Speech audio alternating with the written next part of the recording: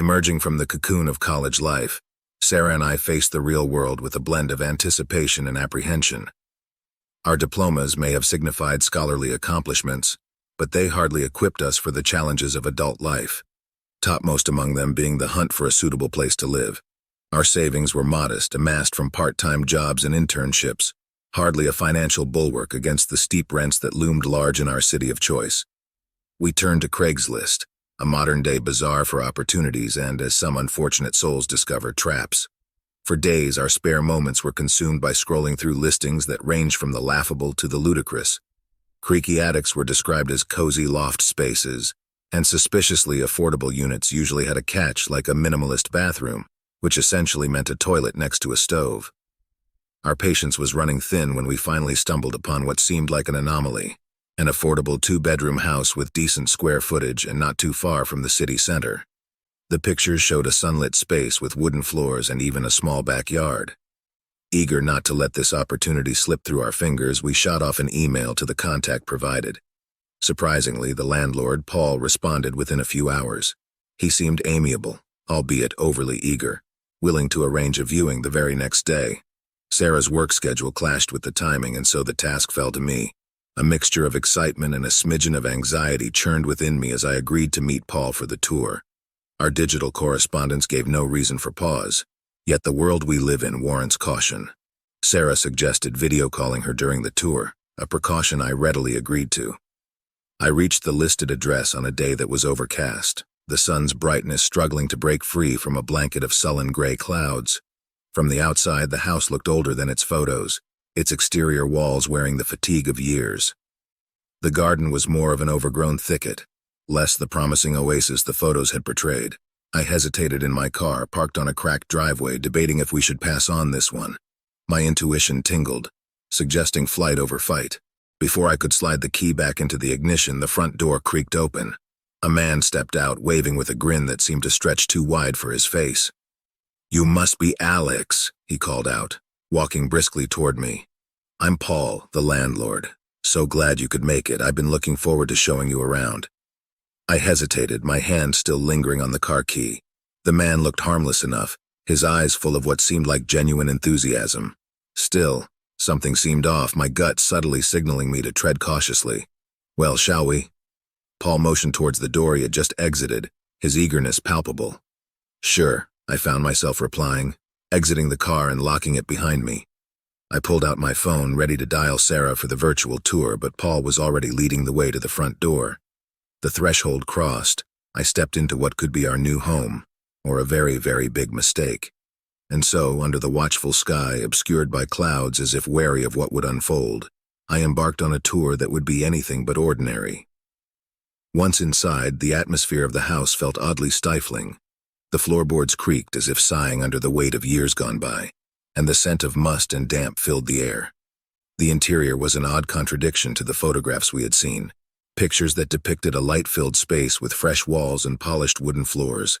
Instead, the living room felt like it was trapped in a different era, the wallpaper yellowing and upholstery well-worn. Paul seemed to read my apprehension. "Don't worry about the cosmetic issues," he assured me. "We're planning a complete makeover, new paint, fixing those floors, and even modernizing the kitchen." As we walked through the downstairs area, I couldn't shake off the uneasy feeling crawling up my spine. I took my phone out and dialed Sarah for the video call. "I think you need to see this," I told her as I switched the camera to show the rooms. Paul continued his enthusiastic narration, unaware or perhaps uncaring of Sarah's virtual presence. We reached the staircase, and as I took the first step, my attention was drawn to a door under the stairwell, shut tight and padlocked. "Storage," Paul said, noting my gaze. "Old stuff, not part of the tour." I felt a distinct urge to inquire further, but thought better of it. We reached the second floor, and I noticed that the air seemed denser. Sarah, on the video call, also sensed something was off. "Do you feel okay?" she asked, her voice tinged with concern. "Yeah," I replied, but my gaze was locked on another padlocked door at the end of the hallway. This one felt different, foreboding, almost as if it were pulsating with a secret life of its own. Paul followed my gaze but didn't offer an explanation this time. Instead, he guided me toward another room, the so-called master bedroom. It was spacious, but the air felt heavy, almost laden with invisible particles. A sense of urgency began to overtake me. I had to get out. While Paul described the beautiful view from the room's grime-streaked window, Sarah texted me, "Leave now. Something's wrong." Her message was the catalyst. "Paul, thank you for the tour, but I don't think this place will work for us." I spoke hurriedly, already edging back towards the staircase. Paul's face changed. His eyes narrowed, and for a moment, he looked like a completely different person. "Are you sure?" he pressed, his voice tinged with an emotion I couldn't place. "Just a moment, I need to grab something from my car," I lied, sensing an instinctual need to distance myself from the eerie house and its unsettling host, Paul. He seemed to hesitate for a moment but nodded, watching me like a hawk as I stepped outside. As I closed the front door behind me, I heard a creaking noise. Glancing over my shoulder, my blood ran cold when I saw not just Paul but another man, emerging from the room with the padlock. The two exchanged glances, and a silent understanding seemed to pass between them. My body went into fight or flight mode, every cell screaming at me to flee. My phone buzzed in my pocket. It was a video call from Sarah. I answered while power walking toward my car. "Hey, I just left. I'm getting out of there. Something's not right." Sarah's eyes widened as she grasped the urgency in my voice. As I fumbled with my car keys, I glanced back toward the house. To my horror, both Paul and the other man were now outside, and they were closing in on me at an unsettlingly fast pace. The sudden realization that they were chasing me made my heart leap into my throat. I jammed the key into the ignition and turned it, praying that my car would start without any issues. It roared to life just as Paul reached the passenger side door and pulled on the handle. Fortunately, I had locked the doors as soon as I jumped in. I floored the accelerator, leaving Paul and his associate in a cloud of dust and gravel. "Thank you for your time," I called back as I jumped into my car, heart pounding like a drum.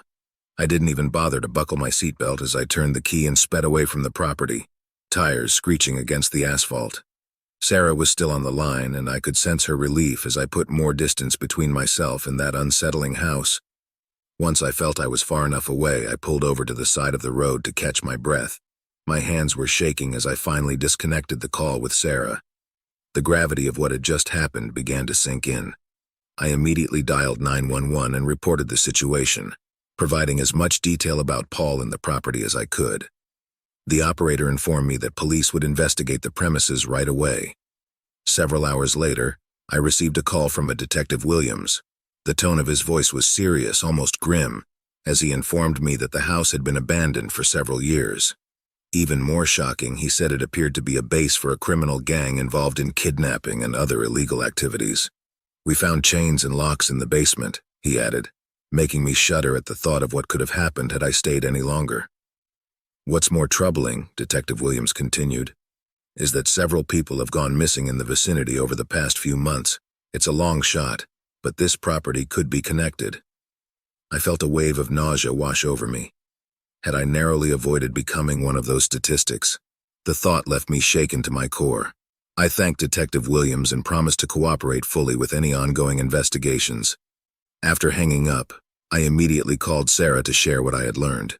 She was horrified but equally relieved that I had trusted my instincts and left when I did. "I guess we've learned to trust those gut feelings no matter how irrational they seem at the time," she said, her voice tinged with newfound caution.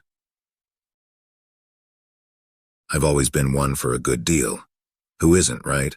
Craigslist had become my daily ritual ever since I'd moved into my new apartment. Empty spaces can haunt you, and the cavernous emptiness of my living room cried out for something big, something comfortable, and preferably something affordable. One chilly Tuesday evening, as I sat wrapped in a blanket with a cup of lukewarm tea, I opened Craigslist. The familiar blue and white layout filled my screen, displaying myriad offers and requests. My fingertips danced across the keyboard, entering my usual search parameters. The majority of listings were predictable: almost new sofa, moving out, need gone, and great condition, minor wear and tear. Then, as I was about to give up for the night, a listing title practically screamed at me: desperate to sell, mint condition couch for only $50, pick up ASAP. My eyebrows shot up in intrigue. $50 for a mint condition couch? It sounded tempting. Clicking on the ad, I was met with a grainy photo taken in what looked like dim lighting. The couch itself was an elegant vintage piece, tufted with a curve that spoke of a bygone era. But what struck me the most was the sheer desperation of the ad. Need this gone today. the description read. There was no story as to why or any other details about the couch, just that simple plea. I pondered for a moment. My instinct told me to proceed with caution, but the idea of such a steal was tantalizing. Swiftly, I shot the seller an email, inquiring if the couch was still available. Almost immediately, my phone buzzed with a reply. Still available. When can you pick it up? That immediate response in the quiet of my dim living room sent a small shiver down my spine. The allure of the deal was strong, but there was something unsettling about this. And yet, the bargain in front of me pushed me to take that first step into the unknown. The next morning brought with it a sense of anticipation. The seller had provided an address late the previous night, and I'd agreed to pick up the couch by noon. The sun cast a warm glow, seemingly assuaging my previous night's trepidation. I loaded up my truck with blankets and tie-downs, preparing for the haul. However, when I keyed the address into my GPS, I was taken aback. Instead of leading me to a residential area, as I'd expected, the location seemed to be on the outskirts of town, in a place unfamiliar to me. I felt a tinge of unease, but rationalized that perhaps the seller lived in a remote area or had storage elsewhere. As I drove further from the city's bustling core, the scenery changed. Buildings grew sparse, trees seemed taller, and roads became less maintained. I passed an old gas station that looked like it hadn't seen business in years. The skeletal remains of forgotten structures loomed in the distance. It was about 45 minutes into the drive when my GPS cheerily announced, "You have arrived." But what lay before me was nothing more than an old dilapidated barn, its paint peeling and its wood rotting. No house in sight. The surrounding area was open field and dense woodlands, punctuated by the occasional rusted-out car or discarded appliance. The air grew colder, my breath visible in front of me. The hairs on the back of my neck stood up as I rechecked the address, ensuring I was at the correct location. My phone showed no signal, the usual bars replaced by an ominous no-service banner. Hesitation clawed at my gut. This didn't feel right. But then I thought of the couch, the deal, the opportunity. Maybe they stored it here. Maybe there was a reasonable explanation, but every instinct told me that I had entered a situation that wasn't as straightforward as it seemed. I took a deep breath, gripped the steering wheel, and decided to at least take a closer look at the barn. After all, I had come all this way. Leaving my truck behind, I cautiously approached the barn, every footstep echoing in the vast emptiness of the surroundings. But just as I neared the entrance, a sound caught my attention. The distant, soft creaking of a door followed by a muted voice. It wasn't coming from the barn, but from a path leading deeper into the woods. Curiosity piqued. I followed the sound. As I navigated the narrow, winding path, towering trees blotted out the sun, their shadows dancing eerily.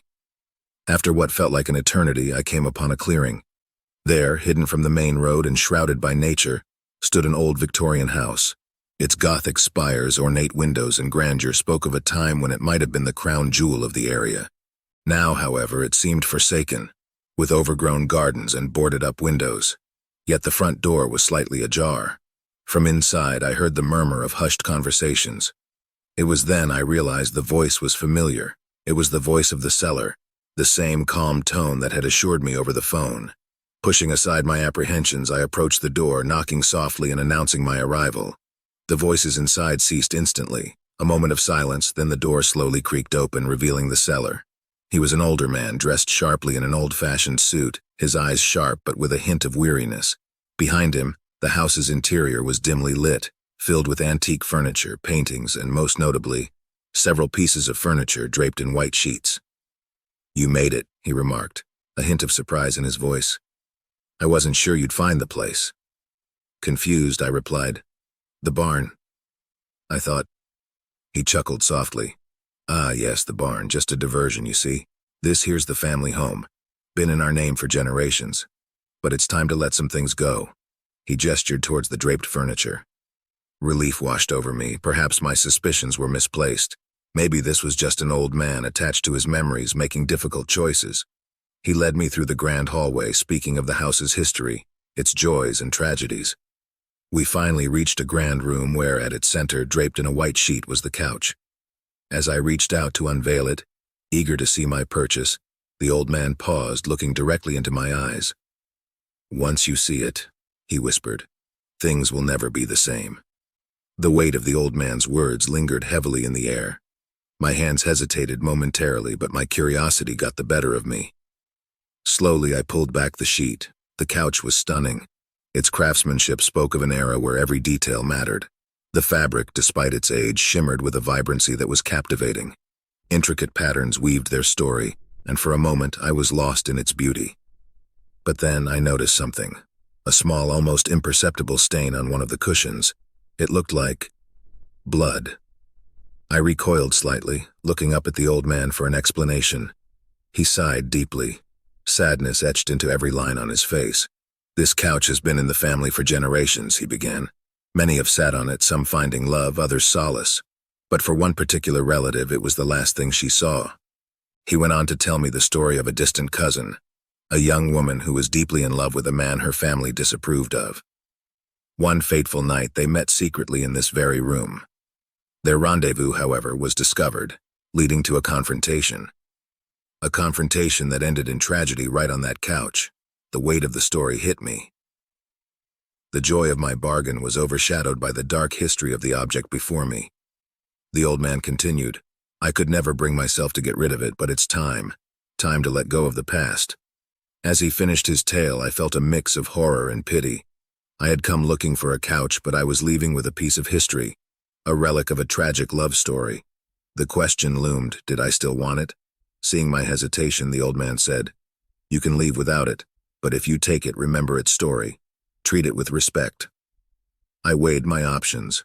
The couch was magnificent, and even with its haunting past, it was worth more than the price I was paying. In the end, the allure of the bargain won.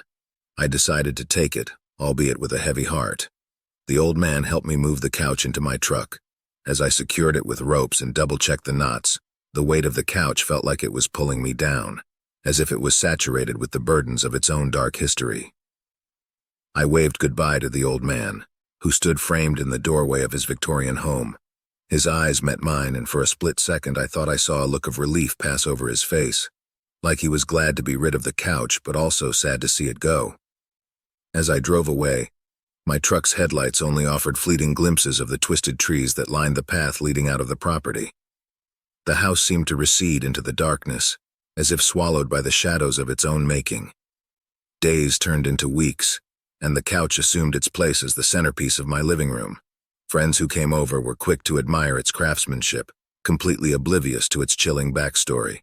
But every time I sat on it, I felt as if I were sinking into the abyss of its past. A cold shiver would snake its way up my spine, making me question if it was the tale haunting me or something more tangible. Then one night it happened.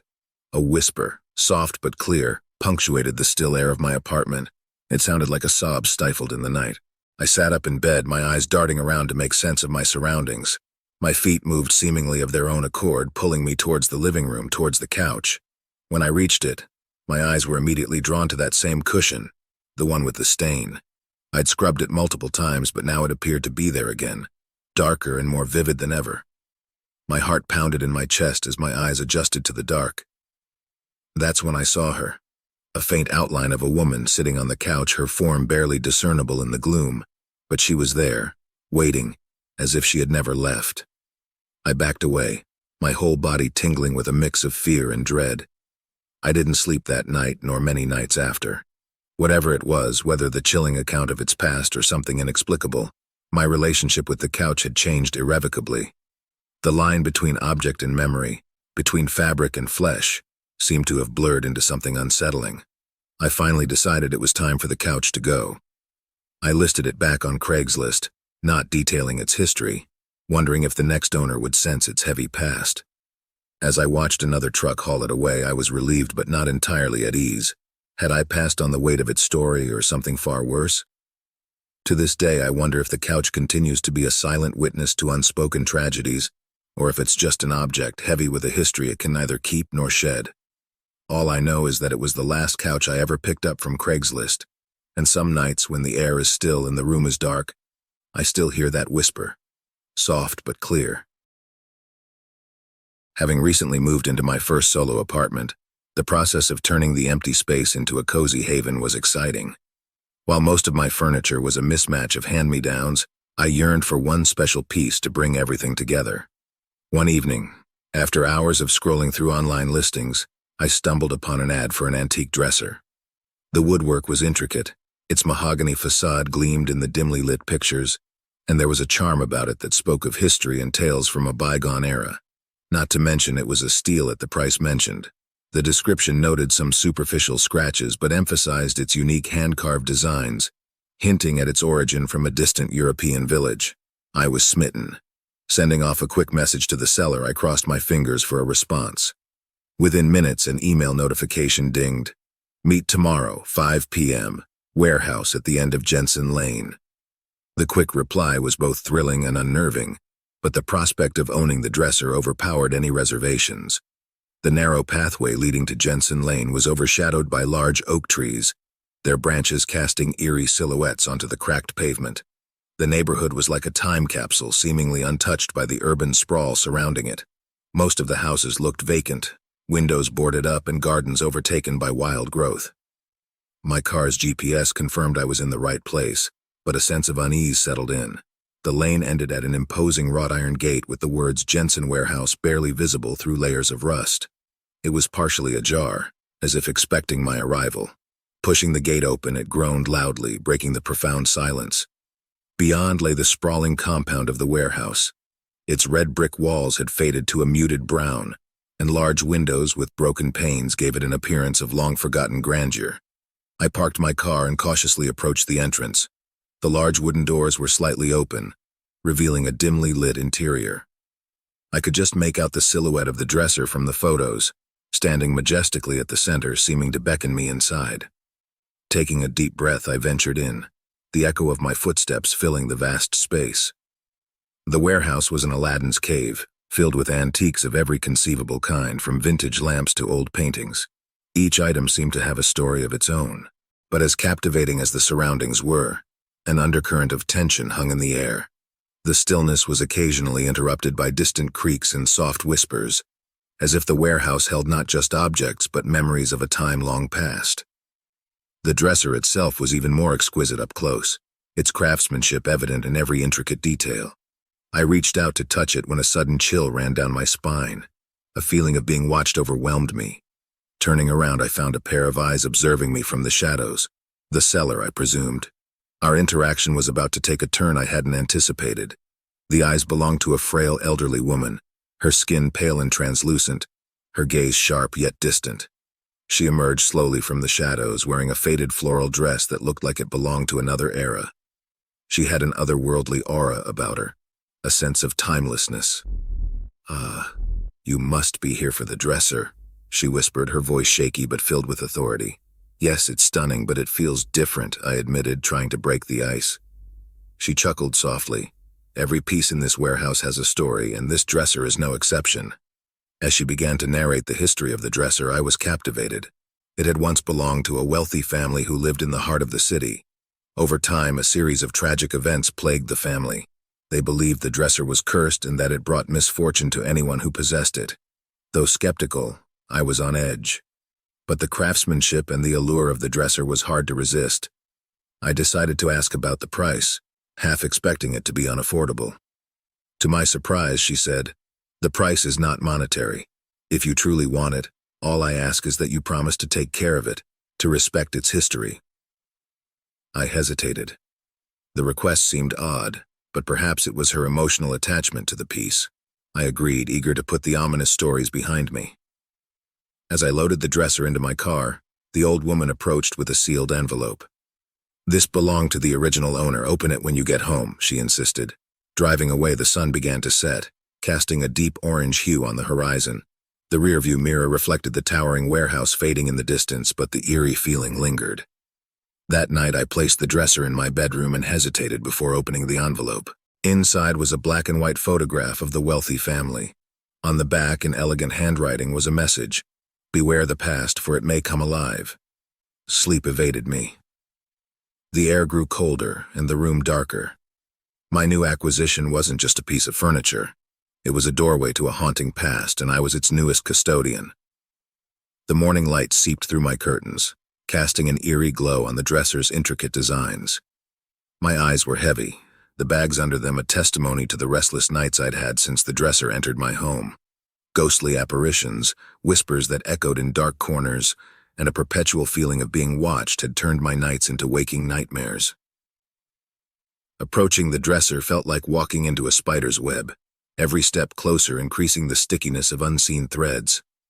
My reflection in its mirror was momentarily overlaid by another face, a twisted, mournful expression that vanished as quickly as it appeared. My hand trembled as I pulled open the top drawer. Alongside antique trinkets, a locket, a porcelain doll, a handwritten journal, I found an atmosphere thick with despair. The journal's entries, scrawled in frantic handwriting, were a mirror of my own recent experiences. Whispers that coiled like smoke, shadows stretching into grotesque shapes, objects that seemed to displace themselves. Reading it felt like reopening a wound. The family who owned the dresser before had been haunted just as I was. As I put down the journal, the walls of my room seemed to close in on me. Every option flashed through my mind like a warning light. Keep the dresser and risk descending further into this waking nightmare, or get rid of it and sever this haunting link. The decision seemed increasingly urgent, as if time were running out. Just then, a knock reverberated through my home, making me jump. When I opened the door, a young couple stood before me. They introduced themselves as descendants of the family who had originally owned the dresser. They'd been tracking it down, hoping it held the key to breaking a generational curse. My relief was almost palpable. They took the dresser, their eyes filled with a mix of dread and determination. Money didn't exchange hands. The only currency was our mutual, unspoken understanding. As they carried it away, I felt the room expand as if the house itself were exhaling. I handed them the sealed envelope, still a mystery to me, with a sense of finality. Perhaps they could unlock its secrets and find some measure of peace. My life returned to its usual rhythm, but a new kind of silence settled in, haunted by questions that had no easy answers. I even sought the guidance of a paranormal investigator to cleanse my home, as a final precaution. Yet sometimes, in the dead of the night, my thoughts drift back to the dresser. I ponder the dark lineage it carried, the shadows it cast in my life and the lives of others. Although it's gone, the uncanny events it brought into my home have left a lasting imprint, challenging my understanding of reality. Was it merely an object or a portal to something darker? Although the dresser no longer resides with me, the memories of its haunting presence linger, filling the corners of my nights with whispers and shadows, leaving me to wonder if I ever really escaped its curse. In the shadows of the night, if our tales from Unsettling Horror Stories gave you a fright, press like and let it be known. Subscribe, so you're never alone in this haunting journey, and share, so others too can be wary. Until our next sinister tale, stay dark, dear listener.